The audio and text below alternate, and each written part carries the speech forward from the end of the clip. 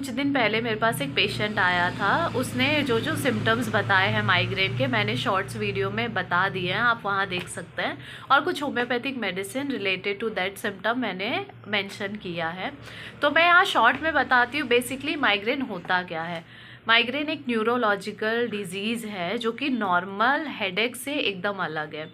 Migraine में aura आते हैं, जो ऑरा एक जिसे हम कह सकते हैं कि हेडेक होने के पहले उनको काफ़ी चीज़ें सुनाई और दिखाई देती है, तो उसको हम ऑरा कहते हैं। उसके साथ साथ इतना सीवियर वन साइडेड हेडेक होता है कि वो जब तक वॉमिट ना कर दे तब तक वो हेडेक में रिलीफ नहीं होता है।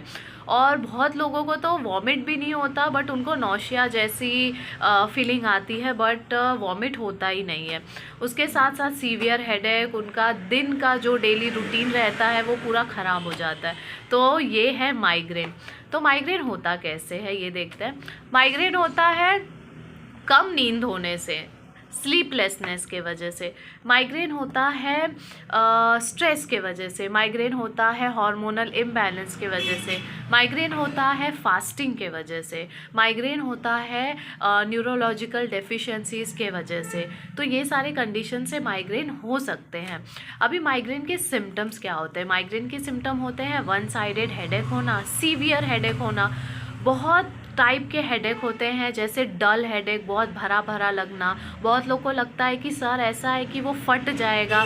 बहुत लोग को लगता है कि बिजली के जैसे, करंट के जैसे हो रहा है। बहुत लोग को लगता है कि कोई ऐसा ठनकने जैसा, थ्रोबिंग पेन जैसा फील होना। तो उसके साथ साथ ऑरा आना। ऑरा मतलब आँखों के सामने धुंधलापन, आँखों के सामने बहुत आवाज़ जैसा, आँखों के सामने लाइटिंग जैसा, फ्लैशेस ऑफ लाइट, ये सब दिखना, कानों में से आवाज़ आना हेडेक के पहले। फिर जब हेडेक होता है और इतना इंटेंस हेडेक होता है, वो रिलीफ होता है वॉमिटिंग के बाद। नौशिया लगना, पेट फूलना, एसिडिटी होना, डकार होना, ये सारे उसके सिम्टम्स हैं। तो दोस्तों, माइग्रेन को हम कंट्रोल कर सकते हैं, मैनेज कर सकते हैं हम कुछ लाइफस्टाइल चेंजेस करके, डाइटरी मैनेजमेंट करके। अगर बहुत लोग फास्टिंग करते हैं तो वो फास्टिंग उनको कम कर देना चाहिए। बहुत लोग जो स्ट्रेस वगैरह ले रहे हैं तो उनको थोड़ा सा मेडिटेशन वगैरह, एक्सरसाइजिंग, ब्रीदिंग एक्सरसाइजेस स्टार्ट कर देना चाहिए। उसके साथ साथ जो भी हमको प्रॉब्लम हो रही है हेडेक में, उसके सर्टन मेडिसिन्स होते हैं, होम्योपैथिक मेडिसिन्स होते हैं, आप उनको होम्योपैथिक डॉक्टर से कंसल्ट करके आप ले सकते हैं। उससे भी काफ़ी हद तक माइग्रेन कंट्रोल हो जाता है। और न्यूरोलॉजिकल, जैसे मैंने बताया, ये कंडीशन है तो हाइड्रेशन काफ़ी ज़रूरी है। हमारे नस को हाइड्रेशन मिलना काफ़ी ज़रूरी है, तो पानी पीना बहुत ज़रूरी है माइग्रेन अगर जिनको भी होता है।